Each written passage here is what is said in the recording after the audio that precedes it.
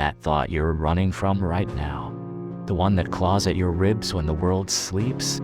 Tonight, we let it speak. It's the ghost in the machinery of your quietest moments.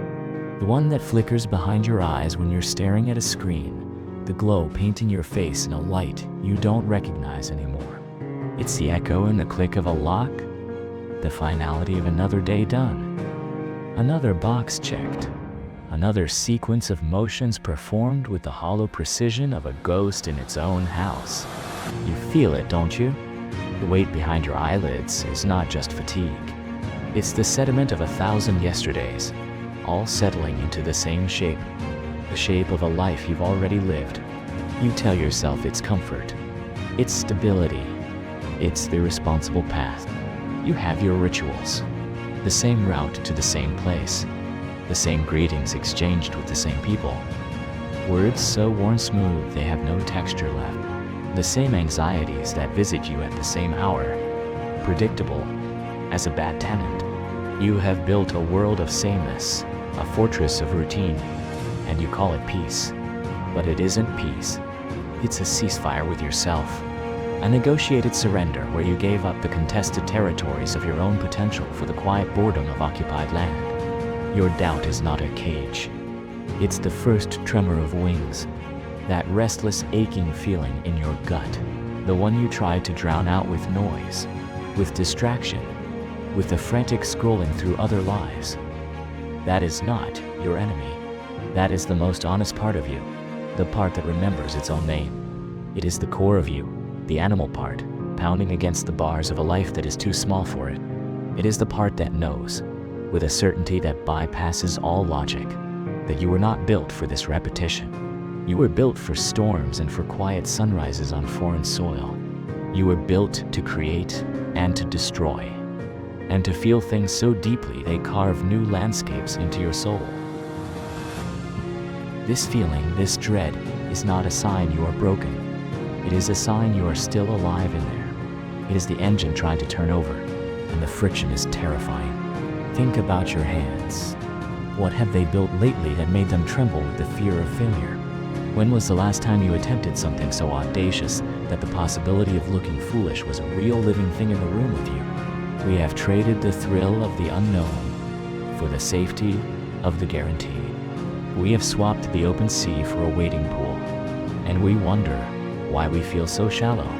The ambition you once held, the one that felt like a secret power, you have folded it neatly and tucked it away in a drawer like a document for a life you decided not to live. You visit it sometimes in your weakest moments, running a finger over the creases, remembering the texture of the dream, but you never take it out. You never try to smooth it flat and read its directions again. You are an archaeologist of your own decay, sifting through the layers of your own settling. You can date the years by the things you let go. Here, the stratum where you buried your curiosity. There, the fossil of a courage you decided was too costly. And at the very bottom, the faint, beautiful impression of a person you once believed you could become. That person is not gone. They are the ones screaming in the silence. They are the source of the clawing at your ribs. They are the ghost, and they are not haunting you. They are trying to wake you up. This is the great seduction of the same shit. It doesn't feel like a prison because the bars are made of your own choices. The walls are padded with reasonable excuses. I don't have the money. I don't have the time. It's not the right moment. What will they think? The lock on the door is your own fear, and you hold the key in a hand you've convinced yourself is powerless. So you polish the bars. You arrange the furniture of your confinement. With a kind of desperate pride, you make a home out of your hiding place. And a part of you, the most treacherous part, begins to love the walls because they tell you where you are. They define you. Without them, you might be lost. But my God, what is more lost than being found in a place you never wanted to be? Look at the calendar. It is a map of your future, and if you are not careful, it will be a perfect replica of your past. Another year, another cycle of the same sunrises met with the same resignation. The same seasons washing over you, leaving no new mark. Your life becomes a song on repeat. and the melody, once so full of possibility, has become a dirge. You are not living a year of your life 10 times. You are living 1 year once, and then photocopying it until the ink runs out and the pages are blank. The world does not need another quiet, respectable ghost. It does not need another soul who played it safe, who followed the instructions, who arrived at the finish line with clean shoes and an empty heart.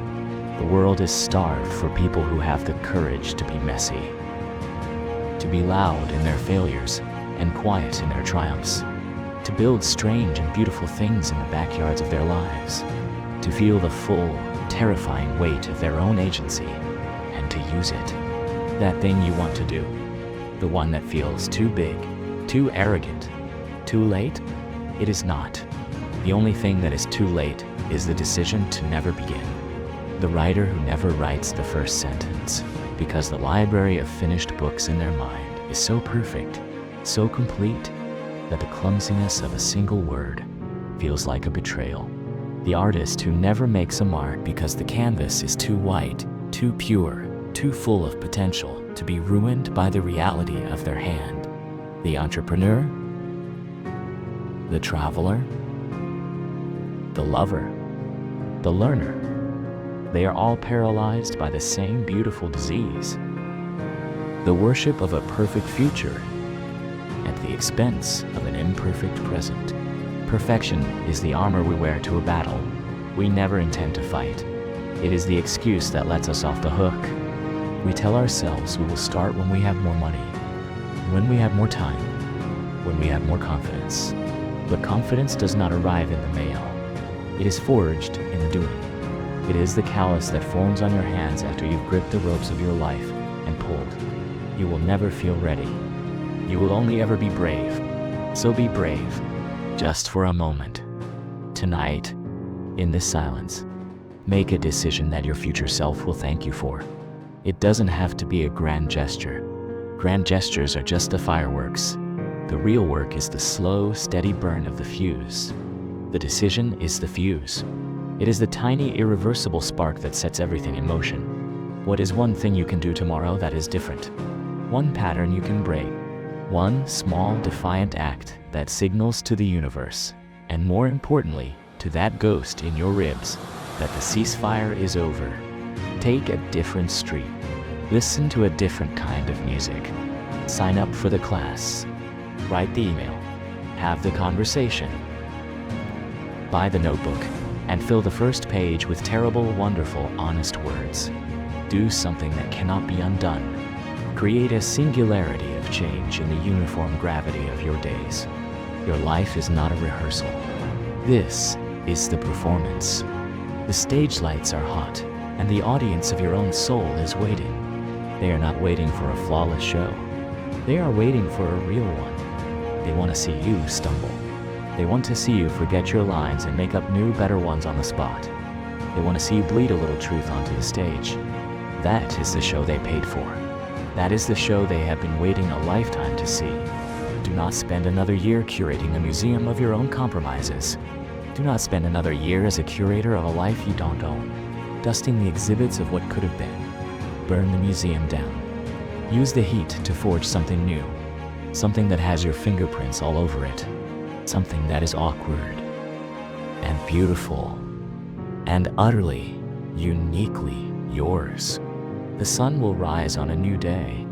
It does not care about your resolutions or your fears. It simply offers the light.